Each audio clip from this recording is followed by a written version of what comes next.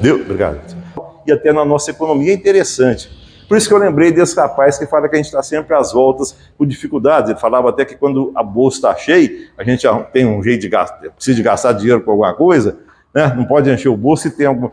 Então eu lembrei disso, e é interessante que ele voltou para a casa dele e esse rei Crésio, né, falou, poxa, esse cara não é sábio nada, não tem inteligência nenhuma. Mesmo porque se ele fosse inteligente, igual todo mundo fala, eu não seria o mais rico, seria ele, né? E deixou. Passou 2 anos, ele teve, o Crésio teve o filho dele, Arquites, desencarnado numa condição, num acidente trágico. Um amigo dele mandou uma lança, brincando com o menino, jogou uma lança e perfurou o pulmão e o coração do filho do Crésio, e ele veio a morrer. Logo depois, o Ciro, da Pérsia, conquistador da Pérsia, invadiu o país Lídia e tomou todos os bens, matou quase a população inteira, pegou ouro, pegou joia, pegou tudo e prendeu o Ciro num poste para ser queimado vivo. Isso 2 anos depois que o Solon tinha passado lá. Quando o Crésio está amarrado num poste para ser queimado vivo, ele então grita, né, e fala, ó Solon, você tinha razão, né? Quer dizer, todo o poder financeiro dele não impediu que ele tivesse um filho que nasceu cego, surdo e mudo, com a limitação orgânica. Não impediu todo o dinheiro dele que ele viesse a perder todo o seu império, todas as suas possibilidades depois, e que o primogênito dele desencarnou através de ter uma lança atravessada, apesar de toda a fortuna, todo o dinheiro dele. Mas quando ele fala isso, o Ciro também era admirador desse filósofo Solon, fala, por que você falou isso? Por que você chamou o Solon? Aí ele conta a história que encontrou com ele, o que o Solon falou para ele, ele falou, poxa, então, você está salvo agora, você não vai ser queimado vivo, você, a sua família, você vai tomar conta agora de todos os meus bens, inclusive os seus que eu peguei, e você vai orientar e educar o meu filho Artemis. Aí é interessante, porque quando ele sentiu, quando ele demonstrou um pouco de humildade, que ele falou, poxa, Solon, você tem razão, né? Eu não sou a pessoa mais venturosa e feliz. Quer dizer, ele não era feliz, porque mesmo com toda a facilidade financeira, ele teve um filho com limitação orgânica, ele perdeu o primogênito num acidente trágico, e ele perdeu depois seu império e toda a sua fortuna. Aí eu achei interessante isso, porque a lição que a gente vai poder comentar alguma coisa aqui, é a lição do Vinha de Luz, psicografia do Chico Xavier pelo Espírito de Emmanuel, o livro Vinha de Luz, a lição chama Em Combate. Aí é interessante, porque nós vamos ver aqui, acredito eu, que a maioria de nós estamos inseridos nesse contexto aqui do Emmanuel, nessa lição, em combate. A lição começa com uma passagem da carta de Paulo aos Hebreus, capítulo 12, versículo 4, onde ele fala aqui, ainda não resististes até o sangue, combatendo contra o pecado. Olha que coisa. Aqui Paulo, Emmanuel vai digerir, vai trazer para nós o entendimento de uma mensagem dele que chama Em Combate, listando um versículo das cartas de Paulo aos Hebreus, capítulo 12, versículo 4. Ainda não combateste até o sangue contra o pecado, ainda não resististe até o sangue. Como é que nós vamos entender isso? Quer dizer que ele está falando para os hebreus que eles ainda têm que combater mais contra o pecado até o sangue. Que sangue é esse? É até a gente sangrar? Será? Mas é interessante que se a gente for ver também, nesse capítulo 12 da carta de Paulo aos Hebreus, nós temos ainda aqui capítulo 5, 6, versículo 5, 6 e 7. O versículo 6, ele coloca aqui, porque o Senhor corrige o que ama e açoita o que tem como filho. Paulo falando aos Hebreus que o Senhor, Deus, açoita o que ama. O que ele fala aqui? Corrige o que ama e açoita o que tem como filho. Mas o versículo 7 desse mesmo capítulo 12 de Paulo aos Hebreus, ele fala o seguinte, dona Geni, mas se suportais a correção, Deus vos trata como filho. Porque qual é o filho a quem o pai não corrige? Olha que coisa. Então, se a gente pegar esse versículo 7 aqui do capítulo 12 de Paulo, com mais essa história do Heródoto aqui com o rei Creso lá da Lídia, quase sendo queimado vivo, e trazendo para o que o rapaz, o Leandro, falou semana passada aqui das nossas dificuldades, a gente passa a entender nesse versículo, embora não seja esse que o Emmanuel vai destrinchar para a gente, mas dentro da epístola de Paulo aos Hebreus, capítulo 12, ele fala, porque se suportais a correção, olha que coisa, Gilberto, Paulo está falando para nós, para todos nós aqui, quem que não está sendo corrigido aqui? Acredito que nenhum de nós. Porque a correção é o amor de Deus nos capacitando a adquirir aquela felicidade sem mestra que nós falamos no princípio, que Jesus falou: vós sois deuses, brilha a vossa luz, vós sois o sal da terra, né? Aquela questão da gente ter sido criado, Juliana, e nada nos impedir de ser feliz. Então, a gente tem que começar a pegar essa doutrina consoladora, que é consoladora, e começar a destrinchar ela. Por que a gente pode sugar até nos capacitar da essência dela para valer o fato da gente estar dentro dessa doutrina. E não que ela nos faça melhor do que ninguém, porque somos espíritas, não. Não quer dizer que nós somos espíritas, né, Dom Agostinho? Que nós somos melhor, Cambraia, do que a não ser o pai da senhora que trabalhou com o Eurípides Barçanufo, ou foi a mãe, Dom Agostinho? A mãe, ela teve mais cancha que a gente, né? Com o Eurípides Barçanufo. Mas essa doutrina nossa, gente, ela nos acalma, ela nos acerena. A gente passa a ver, tem uma prece, eu estava vendo outro lance, uma outra situação aí, a prece do Sermão de Jesus, Sermão do Cenáculo, quando Jesus faz lá na Santa Ceia, que ele lava os pés dos apóstolos, todos eles, né? Lava os pés dos apóstolos, e Pedro fala: não, o que é isso? Não vai lavar meus pés, não. Que absurdo, meus amigos, deixar o senhor lavar o pé. Que humilhação é essa? Jesus, meus irmãos, dono da terra, governador, não é presidente da terra, não, é dono da terra, criou a terra, 4 bilhões e 500 milhões, o Orlando. Depois de 14 bilhões, tem outro lance interessante, o Ribeiro vai achar, 14 bilhões atrás que o Big Bang, uma estrela explodiu, e depois eu fui ver na internet, realmente a estrela explode mesmo, explodiu, mas depois é outra história, a gente vai contar no outro tempo.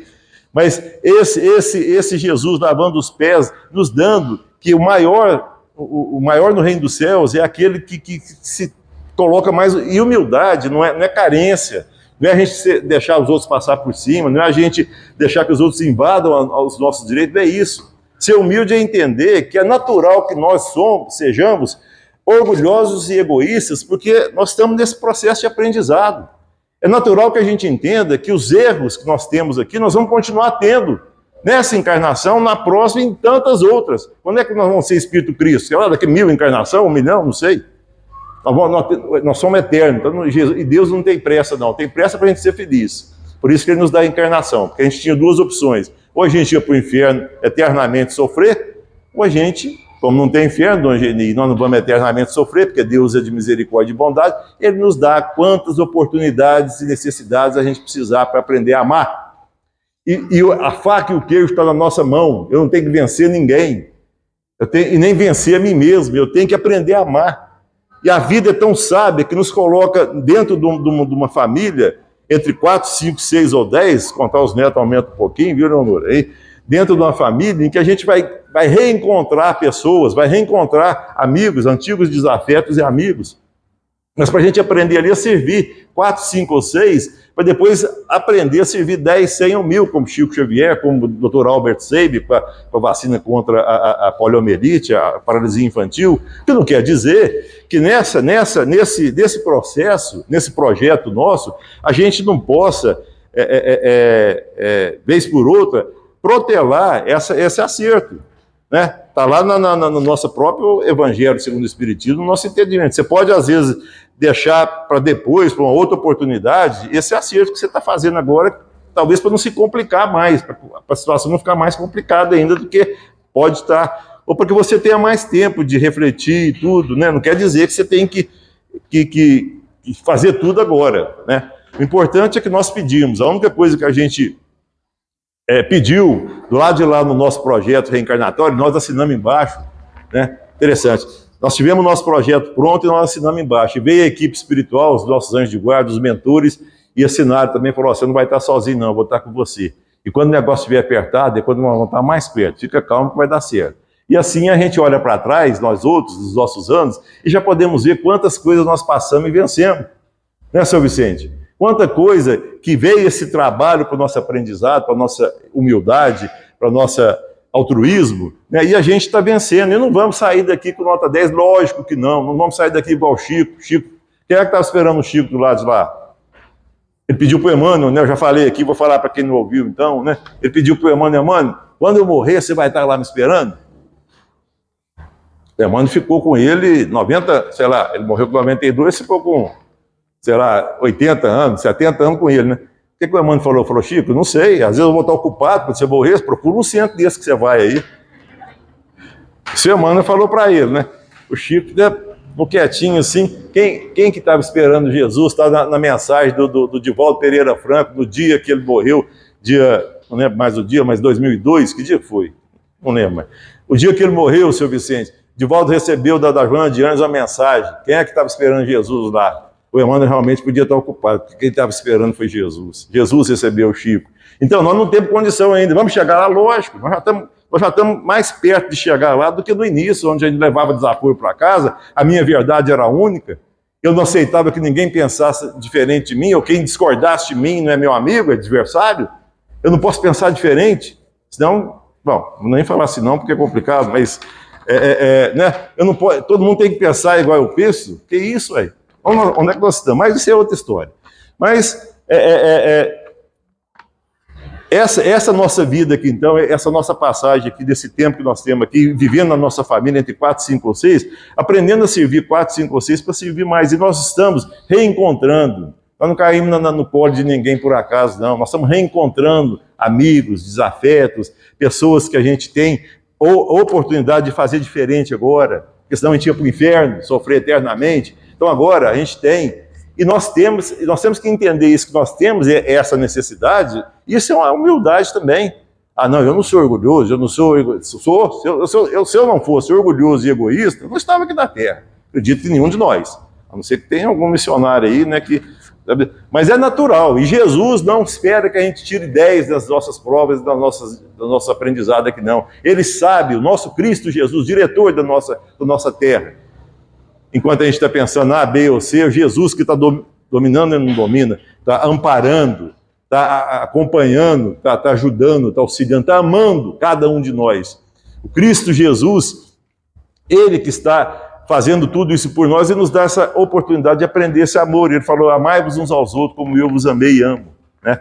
Então, meus irmãos, essa nossa oportunidade aqui é a grande chance da gente fazer diferente. Nós viemos agora, vamos fazer diferente, vamos aprender a amar mais, volta para lá, aprende de novo, vem, e voltando ao negócio do Cristo, ele sabe que nossos erros faz parte do nosso processo de acerto.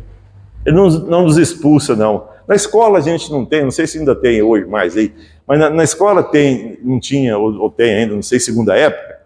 Antigamente, se você levasse bomba numa matéria, um tempo atrás aí, eu não lembro disso não, você não passava de ano, você estava fazendo, na época não era segunda série, nem sexta, nem nona, não. Era segundo ano ginasial. Você pegou isso, o Renato? Não, você também não, você é nova, você pegou. Mas segundo ano ginasial, você não passava em uma matéria, geografia, bomba no ano. Você não pegou isso também não, Gilberto? Você lembra do seu pai? Sabe? Depois o negócio foi melhorando, aí teve a segunda época. Aí você fazia uma prova no fim do ano, para você passar, para você tomar bomba. Agora hoje eu não sei, né? Mas com certeza está aí a oportunidade de todo mundo estudar, né? e vencer, e aprender, e etc. Bom, depois disso então, meus irmãos, nós vamos entrar aqui agora, depois dessa questão das nossas dificuldades, do Heródoto, de Halicarnasso, né? E dessa história do Creso, o rei Creso, nós vamos ver aqui agora essa mensagem do Emmanuel. O Emmanuel fala em combate. Ele fala que o discípulo sincero do Evangelho vive numa batalha silenciosa no seu coração. Olha que coisa. O Emmanuel começa assim, a lição é em combate. Aí ele fala, a princípio desenrola esse combate, esse esforço. Olha que se todos nós não somos assambarcados, não somos envolvidos nessa situação. A princípio, essa dificuldade, Dona Agostina, desenrola no clima afetivo e feliz da casa, da família. Você tem ali o apoio, você tem um amigo, você tem o pai, o irmão, normalmente você tem mais dificuldades, a facilidade, o doce calor do lar tranquilo. Aí ele fala, os ideais falam em voz alta, e você luta para alcance, você tem ideais, você tem objetivos, e ela, lógico, natural, mais das vezes objetivos materiais, que embora seja secundário na questão da importância para nós, mas é importante sim, né? Lógico. Nós temos um homem no mundo, no nosso Evangelho. Então ele fala que aí os ideais em voz alta, fala relativamente às vitórias que vão vir, por vindouras. Aí você está lutando, mais novo, não sei o quê, vou fazer isso, vou fazer aquilo, e às vezes vai caminhando, tudo vai dando certo. Mas ele fala assim, o lutador domina os elementos materiais e sente que venceu, está tudo pronto, né? Supõe consumado o verdadeiro triunfo. Falar desse negócio de vencer, né? Tem uma passagem do Chico também, diz que um rapaz, um grande empresário de São Paulo, lógico que o Chico recebeu Parnaso de Além Túmulo e começou a receber os livros Brasil, Coração do Mundo, né? Interessante isso, né? Brasil, Coração do Mundo, Pátria do Evangelho. Vocês já viram alguém perguntar para o Haroldo se o Brasil é Coração do Mundo, Pátria do Evangelho, como é que está, uns tempos atrás, né? Na época do Chico ainda, lá em 1900, está tão bagunçado, né? Primeiramente, os espíritos falam assim, ó, mas se Jesus passou o que passou, por que nós brasileiros não podemos passar isso aqui, né? Mas tem uma passagem interessante, bom, isso aí mas está lá no livro, Brasil, Coração do Mundo, Pátria do Evangelho. Ismael, que é o governador espiritual do Brasil, né, vai conversar, lá no livro Brasil, Coração, vai conversar com Jesus, que Jesus queria marcar uma entrevista com ele para conversar. Agora você pensa bem, você recebeu um e-mail assim, ó, Jesus está esperando você a tal hora para conversar com você. Só que lá não é e-mail, né? Deve ser mais avançado, né? E o Ismael foi, e Jesus conversando com ele, falou, olha, lá do Brasil está complicado, o pessoal está muito, né, a ambição está sendo levada muito à frente. De quando que é o Brasil Coração do Mundo? 1940 e poucos, né? Está muito complicado. Aí o que Jesus fala para o Ismael? Ismael, lá do Brasil está complicado, tá? Faz o seguinte, pega os espíritos todos que estão com um grau de ignorância maior, que estão muito necessitados de aprendizado, de evolução, que estão muito ainda mais do início do que mais para frente, pega esse espírito tudo, põe tudo lá no Brasil. Gente, isso está no livro, Coração do Mundo, Pátria do Evangelho. Mas falou, Jesus, eu falei para o senhor que lá já está complicado. Ele falou, não, pois é, pega esse pessoal todinho e põe lá. Eu não sei se entre, ou com certeza entre isso, tem alguns de nós que viemos se embarcar nessa situação, né? Mas ainda bem que a gente está com a doutrina espírita, né? A doutrina espírita vai ajudar a gente, pelo menos se a gente chegou aqui nessa situação, meu amigo, nós não vamos ser exilados igual exilado do Capela, não. Nós vamos voltar para lá com menos orgulho e menos egoísmo, com certeza, porque a doutrina ajuda a gente. Bom, ele fala então que o trabalho, entretanto, continua. Aí ele fala, a vitória do espírito exige combate permanente. Ele falando, ainda para chegar em combate. Combate no sentido nós falamos aqui da faca e o queijo na nossa mão, é porque a vitória que nós temos que ter aqui, gente, nós nascemos aqui, o nível de egoísmo e de orgulho aqui assim, ó, tá aqui o nível aqui. A gente vai voltar para lá, o ideal, ou a intenção, é a gente voltar para lá com menos orgulho e menos egoísmo. Por isso que a gente convive uns com os outros. Qual a nossa maior dificuldade? Relacionamento. Tudo é relacionamento. Quer dizer, começa na nossa casa, no nosso trabalho, no lazer, onde que a gente estiver, a gente vai ter problema de relacionamento. Então, por isso que a gente vive em sociedade, né? E a gente está junto na casa, com os amigos, na casa espírita, onde a gente estiver, para a gente aprender a relacionar, aprender a respeitar o posicionamento dos outros. Eu sempre falo isso aqui, né? Vocês me desculpem a brincadeira, mas eu sempre falo isso aqui, que é um jeito fácil, viu, senhor Orlando, de saber esse negócio de gostar e não gostar, eu vou falar de novo aqui. Já falei, vamos ver. Quem é que gosta de piqui aqui? Piqui. Aqui, ó. Aí, ó. Nossa, aqui, ó lá. Se contar aqui, não deu 5%. Nem você, Leonor, não gosta de piqui, não. Aqui, ó, não dá 5%, não dá 3%. Eu não gosto, não. Eu como uma bacia de piqui, viu, gente? Mas o primeiro eu mordi no espinho. Os primeiros eu mordi no espinho. Mas agora... E lá em casa é todo mundo, até meu netinho. Já rato um pouquinho. Piqui. Então, assim... Agora, meu vizinho lá, agora até mudou para o Rio Verde, a Rúbia está lá, com o Zé Guedes. A gente vai fazer piqui, ela mostra fora. Porque ela não aguenta o cheiro. E fala assim, não entra no elevador com bacia de piqui, não. Ó, o Rubem, não, ué. Então ela sai. Agora, é uma grande amiga. Eu estudei com o marido dela, nós somos padrinho dela, a Mônica estudou com a esposa dele, do Zé Guedes, não sei o quê. Eu vou ficar de mal dele, vou achar ruim, ele gosta de piqui. Vai daí, pô. Às vezes ele gosta de... Eu comi uma vez, sem saber, dona Agostina, na casa da Wanda Abdumaci. Eu não sabia, não, dona Marisa. Nós fomos lá fazer não sei o que, ela serviu num prato, estava tão bonito, eu comi. com a Mônica também. Aí falou assim, você sabe o que é que vocês comiam? Eu falei, não, mas tá bom, o tempero estava parecendo língua de vaca. Você já comia? Juro, língua de vaca. Eu falei, Vânia do céu, né? Você tá com raiva de mim, você podia falar, fazer alguma outra coisa, mas língua de... Mas assim, é tudo bem, tudo, faz parte também. Gente, mas aí o que continua aqui? A gente vai ser compelido à batalha inicial, a vitória sobre nós mesmos, voltando na questão de nós mesmos. Faca e o queijo. Eu não tenho que vencer você, eu não tenho que vencer minha esposa, meu filho, meu pai, minha mãe, meu irmão, eu tenho que vencer a mim. Mas não é um trabalho cada um para si, Deus para tudo, não. Eu tenho que ver o que a vida quer me ensinar, como é que eu vou ficar menos orgulhoso e menos egoísta, como é que eu vou respeitar os outros, ponto de vista dos outros, e batalhar nisso. Senão, eu corro o risco de voltar para lá do jeito que eu cheguei, vai ser ruim. Porque eu não estou com pressa, eu posso chegar de lá 90 ou 100 anos e ter perdido 90 ou 100 anos aqui, porque eu vou ter no mesmo nível que eu estou. E está lá no nosso Evangelho, segundo o Espiritismo, bem-aventurados os aflitos, bem e mal sofrer. É certo que sofreis para nós, igual Heródoto falou aqui para o rei, como é que ele chama? Criso.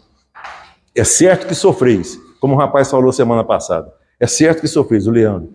Pena que sofreis em vão, Dona Marisa. Aí é pesado. Pena que sofreis em vão, porque não sabeis sofrer. Saber sofrer, a gente tem que saber. O que é saber sofrer? Gostar de sofrer? Isso é masoquismo, né? Nós já falamos aqui. Eu gostar de sofrer é masoquismo, não. Deus não criou a gente para sofrer. E Ele não faz a gente sofrer, não castiga a gente, não fica. A ira de Deus vai cair, Deus vai mandar essa e aquela praga. Que conversa, gente. Peraí, Deus não é o Senhor dos exércitos, mas não, Deus é Pai de amor e misericórdia, nos ama de tal forma, né, que nos enviou Jesus e que nos ama hoje como nós somos. Não vai esperar a gente virar Cristo, não, que vamos virar. Ele não vai esperar assim, não, quando você for Cristo, aí eu vou te amar. Agora não. Que isso? Ele ama agora, porque cada um de nós é obra dele. Ele nos criou por amor e nos ama de forma inexorável, intensamente.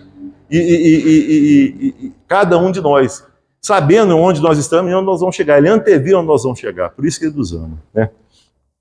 Então, a questão então é eu vencer a mim mesmo. É um trabalho, gente. É lógico, como todo trabalho, é um trabalho passo a passo, tempo a tempo, ano a ano, encarnação a encarnação. Eu só tenho que procurar voltar melhor.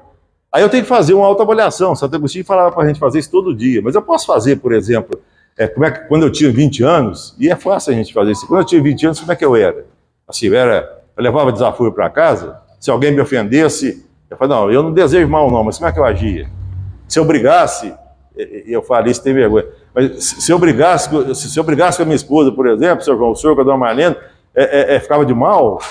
Eu já passei por isso, ficar de mal uma semana. Eu já tenho vergonha, mas assim, Agostinho, fiquei de mal. Aí a máquina para aumentar o negócio fala assim, você parece menino, aí que eu queria morrer, viu? Mas depois, eu já contei o negócio de eu te amo, né? Eu te amo, você não vai contar de novo, não, mas a pessoa falar isso depois, viu, Agostinho?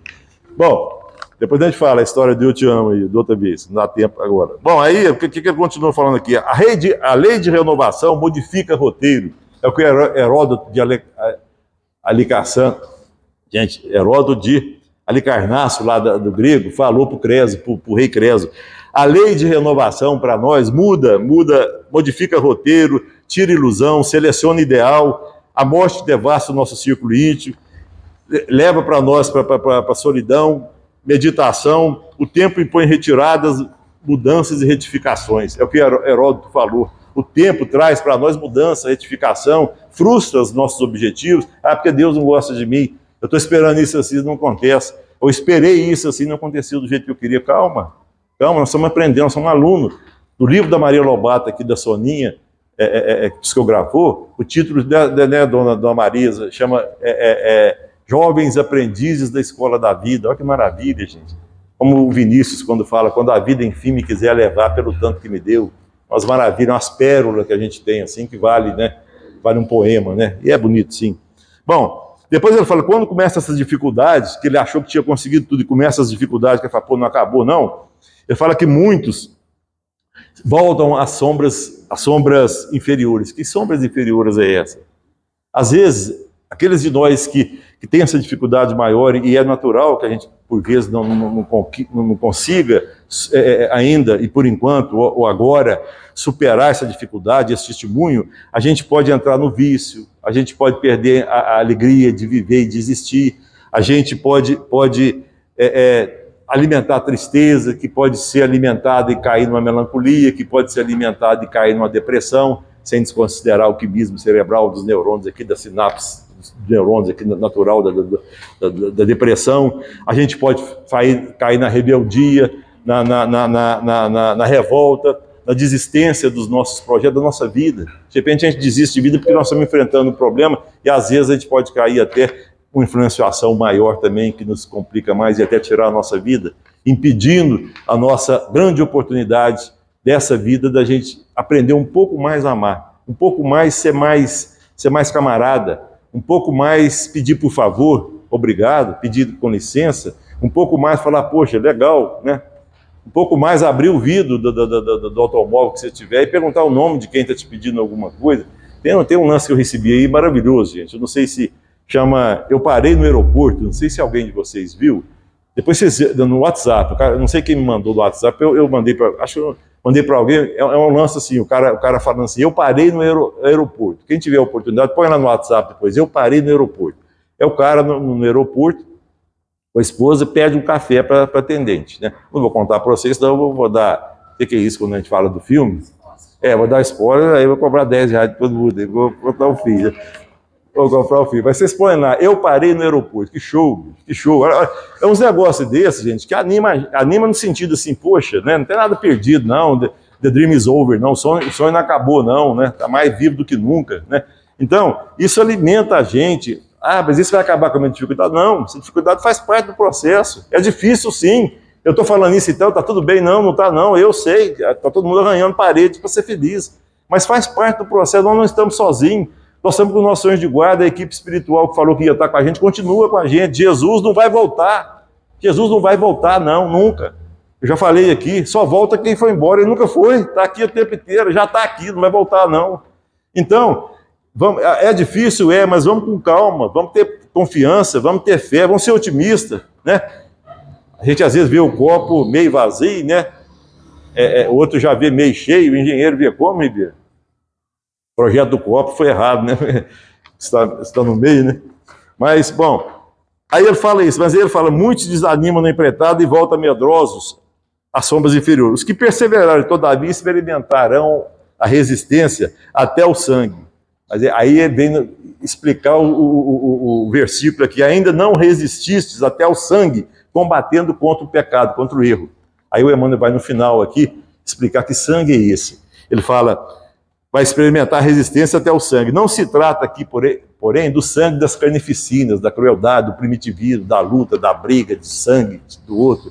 Ele fala do sangue aqui, seu João, o sangue que une o nosso espírito ao nosso corpo. Olha que beleza, a seiva do nosso corpo, alimentada pela nossa vontade e condução do nosso espírito. Esse é o sangue que ele está falando. E também, olha que coisa interessante, das carnificinas, e sim dos laços consanguíneos, que não somente unem seu espírito ao vaso corpóreo, como também os enlaçam aos companheiros do séquito familiar. Está falando também o sangue que une o nosso espírito do nosso corpo, mas também o sangue consanguíneo da nossa família. Por isso que a família é tão importante. O que os espíritos respondem se a gente acabar com a família? Kardec perguntou, se a gente acabar com a família, o que acontece? O que os espíritos responderam? A volta ao primitivismo, a volta à condição primária do ser humano, sem modelo de virtude, sem modelo de confiança, de fé, de Deus, de Cristo. Isso que é acabar com a família. Os espíritos respondem para o Kardec. Então, a nossa família é importante. Lógico que nós temos problema da nossa família, porque eles conhecem a gente, tá? Aqui todo mundo é bonzinho, né? Porque mesmo se não for, alguém fala, calma, né? Tá na sua casa. A gente não fala assim, você não tá na sua casa, não. Mas lá, né, é mais complicado, o pessoal conhece a gente. Então, falo, às vezes você pode falar assim, você é bonzinho lá no centro, aqui tá... Não, eu nunca escutei isso, não, mas às vezes... Então, aí ele fala assim, compreendendo a finalidade santificante desse trabalho nosso de luta. Aí, se a gente compreender isso, o testemunho com a finalidade do nosso aprendizado, vai ter atingido a sublime posição do triunfo no combate contra o mal. Ele encerra, então, em combate. Então, o Emmanuel chega para nós e fala que nós estamos em combate e sempre vamos ter. Não naquele sentido pejorativo de que a gente vai sempre sofrer, né? Isso acaba com a gente, joga a gente para baixo, enche a gente de culpa. você está aqui porque você errou. E não pensa que indo para lá vai melhorar, não. Aí você fala, poxa, para onde que eu corro então, né? Aqui está ruim, do lado de lá vai estar ruim, como é que eu faço? Não, aqui eu estou aprendendo, tudo bem, nós temos problemas aqui, mas quanto vale a gente enxergar? Quanto vale a gente falar, escutar, ouvir uma música boa? Quanto vale a gente andar? Quanto vale a gente... mas eu tenho problema aqui, eu tenho problema ali. Tem, tudo bem, é corpo, é máquina, ele desgasta e dá problema, é natural, todos nós estamos sujeitos a isso. Mas o que a gente tem de bom, a gente vê o que a gente não tem, o que a gente tem de bom. E já também lembrando, né, gente, outro dia eu estava vendo um negócio também, não sei se foi do Olívio comentando sobre internet, né? Acho que foi também. A gente fala assim, às vezes, né, sem condenar, foi isso mesmo, mas sem condenar, mas é interessante a gente levantar isso. Sem condenar, né? Está aí a internet aí para uma ferramenta preciosa para nós, né? Antigamente a gente tinha a enciclopédia Delta Larousse, 10 livros desse tamanho aqui, o Barça, você tinha que procurar aquilo pela coisa, hoje você clica lá no Google, né? O Google mostra na hora tudo, né? Como é que nós vamos desconsiderar? Lógico que não. E chegou na época certa porque a gente já tem habilitação e até merecimento. Merecimento não, a gente merece ser feliz. Nós temos o que a gente precisa para o nosso aprendizado, né? Para poder ter isso como ferramenta. Mas assim, não exagerar, né? Eu sigo, não estou criticando não, né, gente? Eu tenho tanto seguidor, não sei lá quantos seguidores, não tem, né? Porque não tem Facebook, tem, mas não acesso, não tem problema. Mas assim, eu vou seguir fulano, que tem tantos, não sei o que, não tem problema, cada um, acabei de falar aqui para a gente respeitar a posição dos outros, né? Mas eu penso assim, tudo bem, tem um seguidor, tem isso, aquilo, tem gente que tem muito seguidor, tem muita coisa interessante que todo mundo quer ver, etc, é natural, né? Mas será quantos seguidores que Jesus tem? Eu sei quantos que ele segue, eu sei. Aliás, eu não sei, ele me falou, entendeu, né? Mas eu tenho uma ideia e acredito que eu saiba quantos que ele segue. Ele segue 8 bilhões de espíritos, hein? Maravilha, eu também acho que estou... mas não é só você e eu, o seu João, da Marnete. Eu estou falando, eu tenho certeza.